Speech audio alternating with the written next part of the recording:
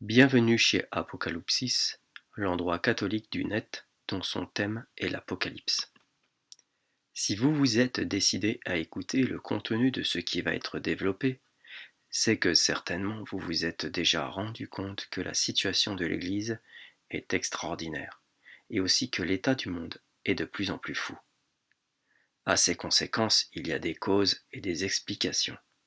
On reconnaît un arbre à ses fruits. Les fruits de nombreux arbres sont pourris, car ils sont issus d'un tronc mort. Mais ne soyons pas énigmatiques. Nous les catholiques, qui sommes si peu nombreux, avons pour entourage des quantités époustouflantes de sectes différentes. La plus connue de toutes ces sectes est celle qui se trouve actuellement au Vatican. Elle usurpe l'aspect de l'Église catholique, mais n'est pas la seule à usurper l'Église. Sinon, je ne vous parlerai pas de nombreuses sectes.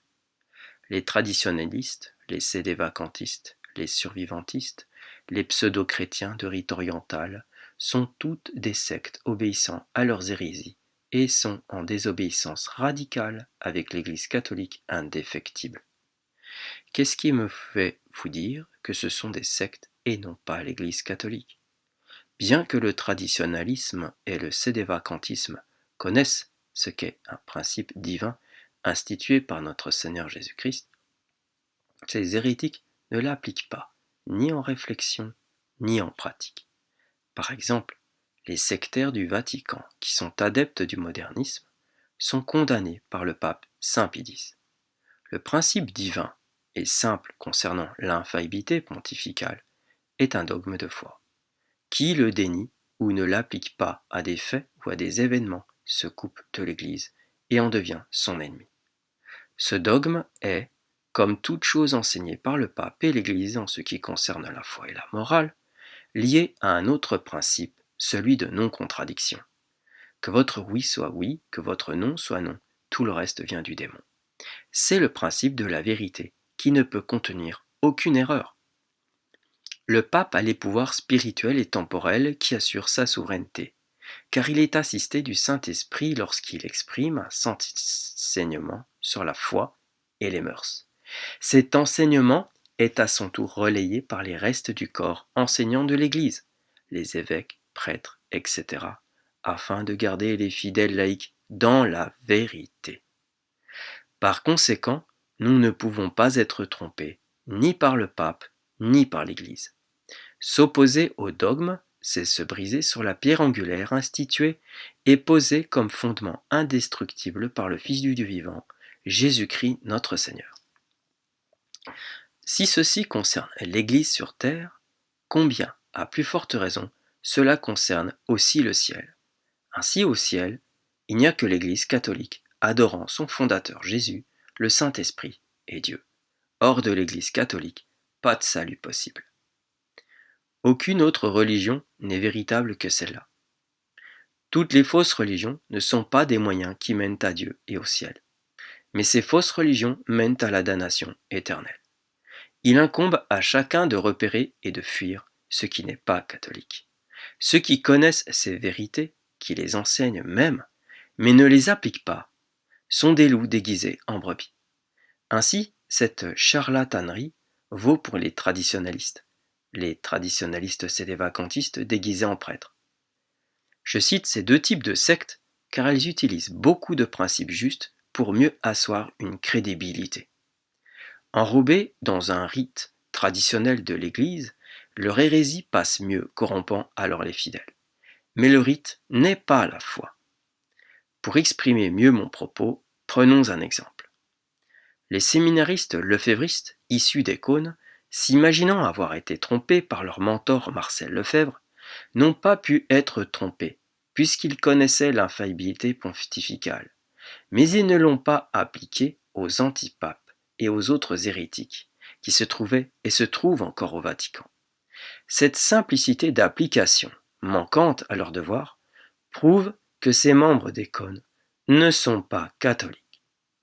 Pourtant, avant la fondation des cônes, qui eut lieu dans les années 70, il y a eu des événements marquants qui témoignaient que c'était bien des hérétiques au pouvoir au Vatican, et non pas l'Église catholique en place.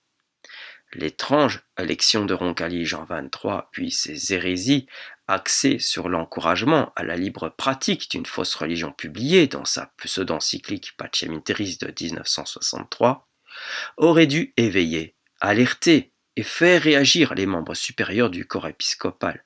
Ce fut le silence. Lors de la préparation des écrits sulfureux des textes hérétiques appelés Nostra Aetate par Montini, aurait dû faire hurler à l'hérésie n'importe quel prélat. Il n'en a pas été ainsi, au contraire, ils ont tous signé leur approbation, Marcel Lefebvre y compris. Si le révérend père Senciariaga, un simple prêtre situé au Mexique, donc géographiquement loin de Rome et de son Vatican, s'est aperçu de cette révolution en tire et en chape dès l'année 1960, combien, à plus forte raison, le corps épiscopal aurait dû réagir. Ce corps ne l'a pas ignoré, mais n'a pas réagi. Pour les plus vieux membres, la réaction principale a été des larmes, et c'est tout. Cela s'oppose radicalement à une ferme réaction catholique qui aurait été de déclarer que ce n'est pas l'Église catholique qui se trouve au Vatican, mais une secte hérétique qui en a pris sa place, et donc de ne pas lui obéir. Mais non, par des fragilités accumulées, et non combattues depuis des décennies, les prélats ont fini par tous apostasier, soit radicalement, soit par étapes.